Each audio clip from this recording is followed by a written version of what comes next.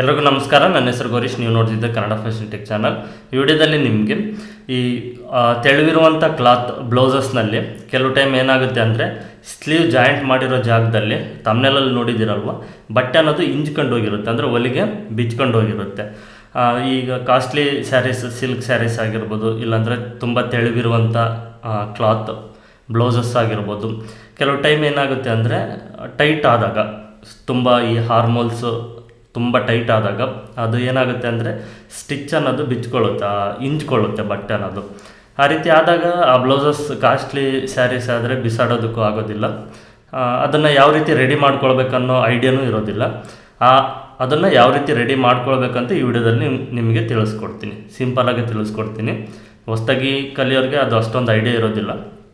Already experience ಇದ್ದರೆ ಅವ್ರಿಗೆ ಗೊತ್ತಿರುತ್ತೆ ಅದನ್ನು ಯಾವ ರೀತಿ ರೆಡಿ ಮಾಡ್ಕೊಳ್ಬೇಕು ಅಂತ.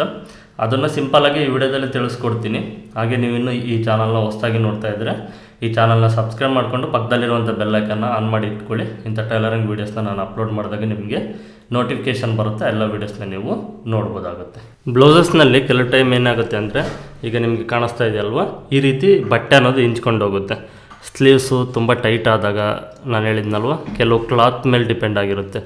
ಈ ಸಿಲ್ಕ್ ಸ್ಯಾರಿಯಲ್ಲಿ ಏನಂದರೆ ಆ ಕ್ಲಾತೇ ಸ್ವಲ್ಪ ಡಿಫ್ರೆಂಟಾಗಿರುತ್ತೆ. ಸ್ವಲ್ಪ ಟೈಟ್ ಆದ್ರೂ ಈ ರೀತಿ ಇಂಚ್ಕೊಂಡು ಹೋಗುತ್ತೆ, ಈ ಸ್ಟಿಚ್ ಪಕ್ಕದಲ್ಲೇ. ಈ ರೀತಿ ಇಂಚ್ಕೊಂಡು ಹೋದಾಗ ನಾವು ನಾರ್ಮಲ್ಲಾಗಿ ಸೂಜಿ ದಾರ ತಗೊಂಡು ಹಾಗೆ ಸ್ಟಿಚ್ ಮಾಡೋಕ್ಕೆ ಬರೋದಿಲ್ಲ, ಅದು ಅಸಹ್ಯವಾಗಿ ಕಾಣಿಸುತ್ತೆ, ಅದಾಗೋದು ಇಲ್ಲ. ಮತ್ತು ಏನು ಮಾಡಬೇಕು ಅನ್ನೋದು ಸಾಕಷ್ಟು ಜನಕ್ಕೂ ಅಷ್ಟು ಐಡಿಯಾ ಅನ್ನೋದು ಇರೋದಿಲ್ಲ. ಹೊಸದಾಗಿ ಕಲಿಬೇಕಾದ್ರೆ ಅಂತೂ ಗೊತ್ತೇ ಇರೋದಿಲ್ಲ. ಒಂದು ಸ್ವಲ್ಪ ಎಕ್ಸ್ಪೀರಿಯೆನ್ಸ್ ಆದಾಗ ಒಂದು ಅವ್ರಿಗೆ ತಿಳಿದ ಮಟ್ಟಿಗೆ ಅವರೇನಾದರೂ ರೆಡಿ ಮಾಡ್ಕೊಳ್ಬೋದು. ಬಟ್ ಇದಕ್ಕೆ ಬೆಸ್ಟ್ ಸೊಲ್ಯೂಷನ್ ಏನು ಅಂದರೆ ಸ್ಲೀವ್ಸ್ನ ಕಂಪ್ಲೀಟಾಗಿ ಬಿಚ್ಚಿ ಮತ್ತು ಅದನ್ನು ರೀಕಟಿಂಗ್ ಮಾಡಿಬಿಟ್ಟು ಸ್ಟಿಚ್ ಮಾಡೋದು, ಅದು ಬೆಸ್ಟ್ ಆಪ್ಷನ್ನು. ಅದನ್ನು ಯಾವ ರೀತಿ ಮಾಡಬೇಕಂತ ಈಗ ನಿಮ್ಗೆ ತಿಳಿಸ್ಕೊಡ್ತೀನಿ. ಈಗ ನೋಡ್ತಾ ಇದ್ದೀರಲ್ವ, ಈ ರೀತಿ ಬಟ್ಟೆ ಅನ್ನೋದು ಈ ರೀತಿ ಇಂಚ್ಕೊಂಡಾಗ, ಓಕೆನಾ. Work blouses hand work blouses ಇರುತ್ತೆ, ಕಾಸ್ಟ್ಲಿ ಸಿಲ್ಕ್ ಸ್ಯಾರಿ ಬ್ಲೌಸಸ್ ಇರುತ್ತೆ. ಈ ರೀತಿ ಬ್ಲೌಸಸ್ನಲ್ಲಿ ಒಟ್ಟಿನಲ್ಲಿ ಫ್ರಂಟ್ ಸೈಡ್ ಆಗಿರ್ಬೋದು, ಇಲ್ಲ ಬ್ಯಾಕ್ ಸೈಡ್ ಆಗಿರ್ಬೋದು, ಯಾವ ಸೈಡ್ ಆದ್ರೂ ಈ ರೀತಿ ಸ್ಲೀವ್ ಹಾರ್ಮೋಲ್ ಪಕ್ಕದಲ್ಲೇ. ಮತ್ತು ಇಲ್ಲೆಲ್ಲಾದರೂ ಸೆಂಟ್ರಲ್ಲಿ ಏನಾದರೂ ಆಯಿತು ಅಂದರೆ ಅದಕ್ಕೆ ಈ ಮೆಥಡ್ ಯೂಸ್ ಆಗಲ್ಲ, ಓಕೆನಾ. ಈ ಸ್ಲೀವ್ ಪಕ್ಕದಲ್ಲೇ ಜಾಯಿಂಟ್, ಈ ಸ್ಲೀವ್ನ ಅಟ್ಯಾಚ್ ಮಾಡಿರ್ತೀವಲ್ಲ, ಇದ್ರ ಪಕ್ಕದಲ್ಲೇ ಹೊಲಿಗೆ ಹಾಕಿರ್ತೀವಿ, ಓಕೆನಾ. ಕೆಲವು ಟೈಮ್ ಏನಾಗುತ್ತೆ, ಲೈನಿಂಗು ಮೇನ್ ಕ್ಲಾತ್ ಅಟ್ಯಾಚ್ ಮಾಡಿದಾಗ ಮೇನ್ ಕ್ಲಾತ್ ಅನ್ನೋದು ಸ್ವಲ್ಪ ಕಡಿಮೆ ಅಟ್ಯಾಚ್ ಮಾಡಿಬಿಡ್ತೀವಿ. ಈಗ ನೋಡಿ, ಉದಾಹರಣೆ ತೋರಿಸ್ತೀನಿ. ಈಗ ಇದು ಸ್ಲೀವ್ಸ್ ಅಲ್ವಾ, ಈಗ ಲೈನಿಂಗ್ ಸ್ವಲ್ಪ ಹೊರಗಡೆ ಇದೆ, ಮೇನ್ ಕ್ಲಾತು ಒಳಗಡೆ ಇದೆ. ನಾವೇನು ಮಾಡ್ತೀವಿ ಅಂದರೆ ಹಾಫ್ ಇಂಚ್ ಅಂದರೆ ಇಲ್ಲಿ ಕರೆಕ್ಟಾಗಿ ನಾವು ಕೆಲವು ಟೈಮ್ ನೋಡ್ಕೊಳ್ಳೋದಕ್ಕೆ ಆಗೋದಿಲ್ಲ, ಇಲ್ಲಿಗೆ ಕರೆಕ್ಟಾಗಿ ಸ್ಟಿಚ್ ಮಾಡ್ತೀವಿ. ಆಗೇನಾಗುತ್ತೆ, ಲೈನಿಂಗೇನು ಅರ್ಧ ಇಂಚಿಗೆ ಇರುತ್ತೆ ಮಾರ್ಜಿನ್ನು. ಬಟ್ ಈ ಮೇನ್ ಕ್ಲಾತು ಕಾಣಿಸ್ತಾ ಇದೆ ಅಲ್ವ, ಈ ಮೇನ್ ಕ್ಲಾತ್ ಅನ್ನೋದು ಜಸ್ಟ್ ಒಂದು ಪಾಯಿಂಟ್ಗೆ ಇಲ್ಲಿಗೆ ಬಿದ್ದಿರುತ್ತೆ, ಅಲ್ಲಿಗೆ ಒಂದು ಪಾಯಿಂಟು. ಸ್ವಲ್ಪ ಅದೇನಾದರೂ ಟೈಟ್ ಆದಾಗ ಏನಾಗುತ್ತೆ ಅಂದರೆ ಇದು ಈ ರೀತಿ ಎಳ್ಕೊಂಡಾಗ ಹೊರಗಡೆ ಬಂದುಬಿಡುತ್ತೆ ಇಂಜ್ಕೊಂಡು, ಅಷ್ಟೇ. ಇನ್ನೇನು ಇದು ಏನಕ್ಕಾಗುತ್ತೆ ಅಂದರೆ, ಈ ರೀತಿ ಲೈನಿಂಗು ಮೇನ್ ಕ್ಲಾತ್ ಏನಾದರೂ ಸ್ವಲ್ಪ ಹೆಚ್ಚು ಕಡಿಮೆ ಇದ್ದಾಗ, ಮೇನ್ ಕ್ಲಾತ್ ಮೇಲೆ ಸ್ಟಿಚ್ ಕಡಿಮೆ ಬಿದ್ದಾಗ, ಅಂದರೆ ಈ ಮಾರ್ಜಿನ್ ಮೇನ್ ಕ್ಲಾತ್ ಮಾರ್ಜಿನ್ ಕಡಿಮೆ ಇದ್ದಾಗ ಏನಾಗುತ್ತೆ, ಈ ತುದಿಲಿ ಏನಾದರೂ ಹೊಲಿಗೆ ಬಿದ್ದಿರುತ್ತಲ್ವ, ಟೈಟ್ ಆದಾಗ ಈ ರೀತಿ ಹೊರಗಡೆ ಬರುತ್ತೆ, ಇಂಜ್ಕೊಳ್ಳುತ್ತೆ. ಹೊಲಿಗೆ ಇರುತ್ತಲ್ವ, ಇಂಜ್ಕೊಳ್ಳುತ್ತೆ, ಆ ರೀತಿ ಆಗುತ್ತೆ, ಓಕೆನಾ. ಈಗ ನೋಡಿ, ಇಲ್ಲೊಂದು ಸ್ವಲ್ಪ ಹೋಗಿದೆಯಲ್ವ, ಈ ರೀತಿ ನಮಗೆ ಮೇನ್ ಕ್ಲಾತು ಮತ್ತು ಲೈನಿಂಗ್ ಎರಡು ಈ ರೀತಿ ಸಮಾನವಾಗಿರ್ಬೇಕು. ಆಗೇನಾಗುತ್ತೆ ಅಂದರೆ ಅರ್ಧ ಇಂಚಿಗೆ ಹೊಲಿಗೆ ಬೀಳುತ್ತಲ್ವ, ಇಂಜ್ಕೊಳ್ಳೋ ಸಾಧ್ಯತೆ ಇರೋದಿಲ್ಲ. ಈ ರೀತಿ ಇರಬಾರ್ದು, ನಿಮಗೆ ಗೊತ್ತಾಯ್ತಲ್ವ. ಇದನ್ನು ಏನು ಮಾಡಬೇಕಂದ್ರೆ ಕಂಪ್ಲೀಟಾಗಿ ನಾವು ಸ್ಲೀವ್ಸ್ನ ಬಿಚ್ಕೊಳ್ಬೇಕು. ನಾನೊಂದು ಸೈಡ್ ಆಲ್ರೆಡಿ ಬಿಚ್ಕೊಂಡಿದ್ದೀನಿ, ತೋರಿಸ್ತಾ ಇದ್ದೀನಿ ನಿಮಗೆ. ಈ ರೀತಿ ಸ್ಲೀವ್ಸ್ನ ಬಿಚ್ಕೊಳ್ಬೇಕು. ಸೈಡು ಒಂದು 2ರಿಂದ 3 ಇಂಚು ಸೈಡ್ ಒಂದಿಷ್ಟು ಬಿಚ್ಕೊಂಡ್ರೆ ಸಾಕು. ಹಾಗೆ ನೆಕ್ಸ್ಟ್ ಹಂಗೆ ಕಂಟಿನ್ಯೂ ಮಾಡ್ಬೋದು.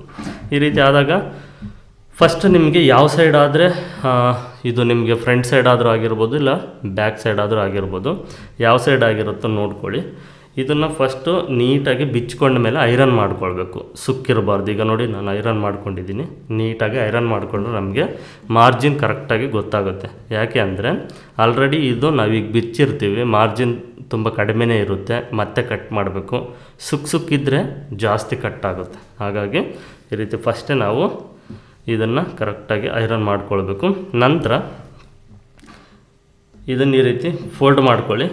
ನೋಡಿ ಯಾವ ಸೈಡ್ ಫ್ರಂಟ್ ಸೈಡು ಈ ರೀತಿ ಡ್ಯಾಮೇಜ್ ಆಗಿರುತ್ತೋ ಬ್ಯಾಕ್ ಸೈಡ್ ಆಗಿರುತ್ತೋ ನೋಡ್ಕೊಳ್ಳಿ. ಅದು ಈ ರೀತಿ ಮೇಲ್ಗಡೆ ಬರಲಿ. ಈ ರೀತಿ ಫೋಲ್ಡ್ ಮಾಡ್ಕೊಳ್ಳಿ. ಒಂದು ನೀಟಾಗಿ ಸೆಂಟ್ರ್ ಪಾಯಿಂಟ್ನ ನೋಡ್ಕೊಳ್ಳಿ. ಇದನ್ನು ಫಸ್ಟು ಸಮಾನವಾಗಿ ಕಟ್ ಮಾಡಬೇಕು. ಸ್ಲೀವ್ ಲೆಂತ್ನ ಜಾಸ್ತಿ ಕಟ್ ಮಾಡೋಕ್ಕೆ ಹೋಗಬೇಡಿ. ಒಂದು ಪಾಯಿಂಟ್ ಅಷ್ಟು, ಒಂದು ಲೆವೆಲ್, ಓಕೆನಾ, ಒಂದು ಲೆವೆಲ್ಗೆ ಬರೋಷ್ಟು ಕಟ್ ಮಾಡಿದರೆ ಸಾಕು.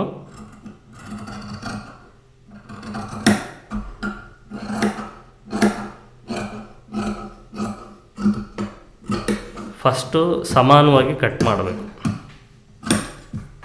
ಓಕೆನಾ. ಫಸ್ಟು 2 ಲೆವೆಲ್ ನೋಡ್ಕೊಳ್ಳಿ. ಲೆವೆಲ್ ನೋಡಿಕೊಂಡು ಕರೆಕ್ಟ್. ಒಂದು ಸಾರಿ ಸ್ಟಿಚ್ ಮಾಡಿದಾಗ ಮತ್ತೆ ಬಿಚ್ಚಿದ್ರೆ ಅದು ನಾವು ಫಸ್ಟ್ ಟೈಮ್ ಕಟ್ ಮಾಡಿದಾಗ ಬಂದಂಥ ಲೆವೆಲ್ ಬರೋದಿಲ್ಲ, ಅಷ್ಟು ಫಿನಿಶಿಂಗ್ ಇರೋದಿಲ್ಲ.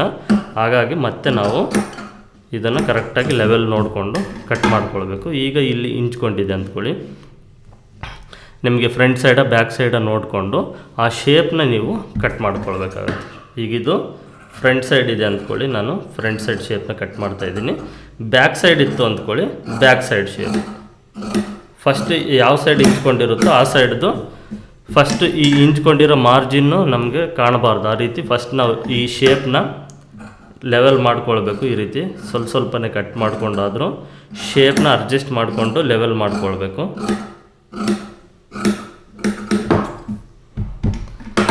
ಈ ರೀತಿ ಲೆವೆಲ್ ಮಾಡಿಕೊಂಡು ನಂತರ ಮತ್ತೆ ಈ ರೀತಿ ಫೋಲ್ಡ್ ಮಾಡಿಕೊಂಡ್ರೆ ನಮಗೆ ಈ ಬ್ಯಾಕ್ ಸೈಡ್ ಶೇಪ್ದು ಒಂದು ಸ್ವಲ್ಪ ಗೊತ್ತಾಗುತ್ತೆ. ಈ ಬ್ಯಾಕ್ ಸೈಡ್ ಶೇಪ್ನ ಫ್ರಂಟ್ ಸೈಡ್ ಶೇಪ್ಗೆ ಅನುಕೂಲವಾಗಿ ಒಂದು ಸ್ವಲ್ಪ ಈ ರೀತಿ ಅಡ್ಜಸ್ಟ್ಮೆಂಟಿಂಗ್ ಅಂದರೆ ಲೆವೆಲ್ ಕರೆಕ್ಟಾಗಿ ಈ ರೀತಿ ಒಂದು ಸ್ವಲ್ಪ ಶೇಪ್ ಅಡ್ಜಸ್ಟ್ಮೆಂಟಿಂಗ್ ಮಾಡಿಕೊಂಡ್ರೆ ಸಾಕು. ಜಾಸ್ತಿ ನೀವು ಫಸ್ಟ್ ಟೈಮ್ ಕಟ್ ಮಾಡಿದಾಗ ಪರ್ಫೆಕ್ಟಾಗಿ ಶೇಪ್ ಕಟ್ ಮಾಡ್ತೀರಲ್ವ, ಅಷ್ಟು ಪರ್ಫೆಕ್ಟಾಗಿ ಕಟ್ ಮಾಡೋದಕ್ಕೆ ಬರೋದಿಲ್ಲ. ಒಂದು ಮೀಡಿಯಮ್ ಇದರಲ್ಲಿದ್ದರೂ ಆಯಿತು. ಅಂದರೆ ನೀವು ಈ ಇಂಚ್ಕೊಂಡಿರೋದು ಹೋಗಬೇಕು, ಒಂದು ಶೇಪ್ ನೀಟಾಗಿರಬೇಕಷ್ಟೇ, ಅಷ್ಟಕ್ಕಿದ್ದರೆ ಸಾಕು. ಈ ಲೆಂತ್ನ ಜಾಸ್ತಿ ಕಟ್ ಮಾಡೋಕ್ಕೆ ಹೋಗಬೇಡಿ, ಮತ್ತು ಸ್ಲೀವ್ ಲೆಂತ್ ಕಡಿಮೆ ಆಗುತ್ತೆ. ಇಲ್ಲಿಂದನೇ ಸಾಧ್ಯವಾದಷ್ಟು ಶೇಪ್ನ ಸ್ವಲ್ಪ ನೋಡಿಕೊಂಡು ಅಡ್ಜಸ್ಟ್ ಮಾಡಬೇಕು. ಈ ರೀತಿ ನೀಟಾಗಿ ಐರನ್ ಮಾಡಿಕೊಂಡು ಶೇಪ್ನ ಕಟ್ ಮಾಡಿಕೊಂಡು ಅಡ್ಜಸ್ಟ್ ಮಾಡ್ಕೊಂಡ ನಂತರ ಹಾಗೆ ಕಂಟಿನ್ಯೂ ಇದನ್ನು ಸ್ಲೀವ್ನ ಅಟ್ಯಾಚ್ ಮಾಡಿದೆ. ಸ್ಲೀವ್ಸ್ನ ಕೆಳಗಡೆ ಇಟ್ಟು ಅಟ್ಯಾಚ್ ಮಾಡಿ. ಸ್ಲೀವ್ ಕೆಳಗಡೆ ಇರಬೇಕು, ಫ್ರಂಟು ಬ್ಯಾಕು 2 ಶೇಪ್ನ ನೋಡ್ಕೊಳ್ಬೇಕು, ಓಕೆನಾ.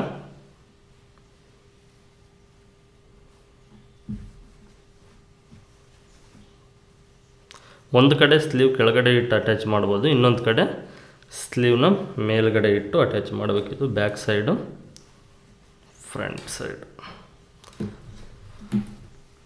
ಓಕೆ, ನೋಡ್ಕೊಳ್ಳಿ, ಫ್ರಂಟ್ ಸೈಡು ಬ್ಯಾಕ್ ಸೈಡ್ ನೋಡ್ಕೊಳ್ಳಿ. ಕೆಳಗಡೆ ಸ್ಲೀವ್ನ ಇಟ್ಟು ಸ್ಟಿಚ್ ಮಾಡೋಕ್ಕೆ ಬಂದರೆ ಸ್ಟಿಚ್ ಮಾಡಿ, ಇಲ್ಲಾಂದರೆ ಈ ರೀತಿ ಮೇಲ್ಗಡೆನೇ ಇಟ್ಟು ಸ್ಟಿಚ್ ಮಾಡಿದ್ರು ಆಯಿತು, ಏನು ತೊಂದರೆ ಇಲ್ಲ.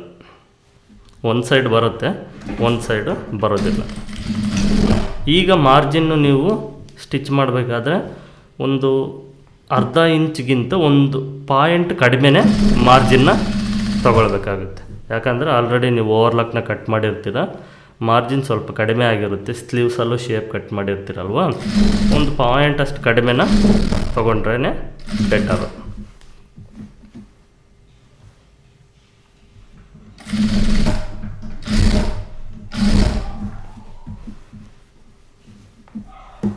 ಹಾಗೆ ಕಂಟಿನ್ಯೂ ಸ್ಟಿಚ್ ಮಾಡಿದರೆ ಆಯಿತು. ಇದು ಪೂರ್ತಿ ಬಿಚ್ಚೋ ಅವಶ್ಯಕತೆ ಏನಿರೋದಿಲ್ಲ.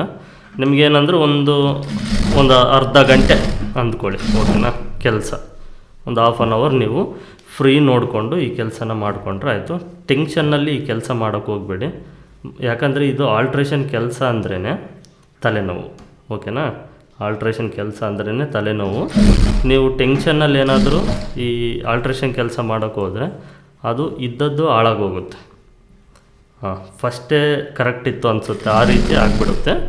ಮೈಂಡು ಫ್ರೀ ಮಾಡಿಕೊಂಡು ನಿಧಾನವಾಗಿ ಈ ಆಲ್ಟ್ರೇಷನ್ ಕೆಲಸನ ಮಾಡಬೇಕು.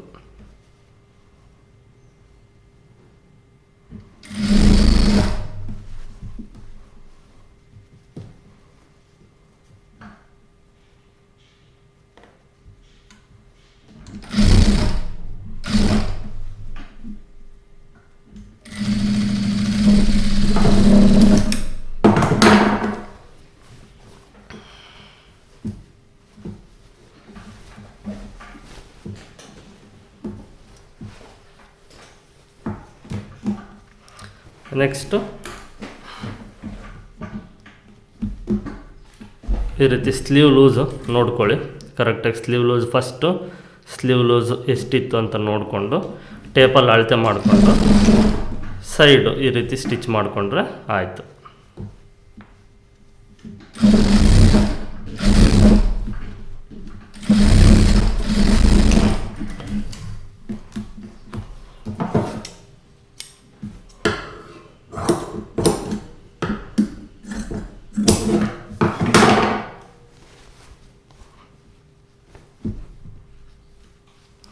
ಈಗ ನೋಡಿ, ಇದು ಹಿಂಚ್ಕೊಂಡೋಗಿರೋದು ಎಲ್ಲೂ ನಿಮಗೆ ಕಾಣಿಸೋದಿಲ್ಲ.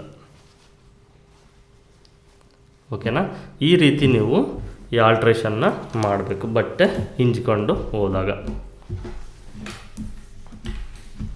ಅರ್ಥ ಆಯ್ತಲ್ವ? ಈಗ ಈ ಕಡೆ ಕಾಣಿಸ್ತಾ ಇದೆಯಲ್ವ ಸ್ಲೀವ್ಸಲ್ಲಿ, ಇದು ಈ ಕಡೆ ಸೈಡ್ ಹಿಂಚ್ಕೊಂಡು ಹೋಗಿರೋದು. ಇದನ್ನು ರೆಡಿ ಮಾಡಿದರೆ ಮತ್ತೆ ಸೇಮ್ ಹೊಸದು ಯಾವ ರೀತಿ ಸ್ಟಿಚ್ ಮಾಡಿದಾಗ ಇರುತ್ತೋ ಅದೇ ರೀತಿಯೇ ಇರುತ್ತೆ. ಇದು ಈ ವಿಡಿಯೋದಲ್ಲಿ ನಾನು ನಿಮಗೆ ತಿಳಿಸ್ಕೊಟ್ಟಿದ್ದು. ಯೂಸ್ಫುಲ್ ಆಗುತ್ತೆ ಈ ವಿಡಿಯೋ ಎಲ್ರಿಗೂ ಅಂದ್ಕೊಂಡಿದ್ದೀನಿ. ಓಕೆನಾ? ಈ ರೀತಿ ಫಾಲೋ ಮಾಡಿ ನೀವು, ಈ ರೀತಿ ಏನಾದರೂ ಆಲ್ಟ್ರೇಷನ್ ಬಂದರೆ. ಇಷ್ಟೇ ಈ ವಿಡಿಯೋದಲ್ಲಿ. ಈ ವಿಡಿಯೋ ನಿಮ್ಗೆ ಇಷ್ಟ ಆಗಿದೆ ಅಂದ್ಕೊಂಡಿದ್ದೀನಿ. ಇಷ್ಟ ಆಗಿದ್ದರೆ ಲೈಕ್ ಮಾಡಿ, ಯೂಸ್ ಆಗಿದ್ದರೆ ಶೇರ್ ಮಾಡಿ, ಹೊಸಬ್ರಾಗಿದ್ದರೆ ಚಾನಲ್ನ ಸಬ್ಸ್ಕ್ರೈಬ್ ಮಾಡ್ಕೊಳ್ಳಿ. ಮತ್ತೆ ಮುಂದಿನ ವಿಡಿಯೋದಲ್ಲಿ ಸಿಗ್ತೀನಿ ಅಂತ ತಿಳಿಸ್ತಾ ಎಲ್ಲರಿಗೂ ಧನ್ಯವಾದಗಳು.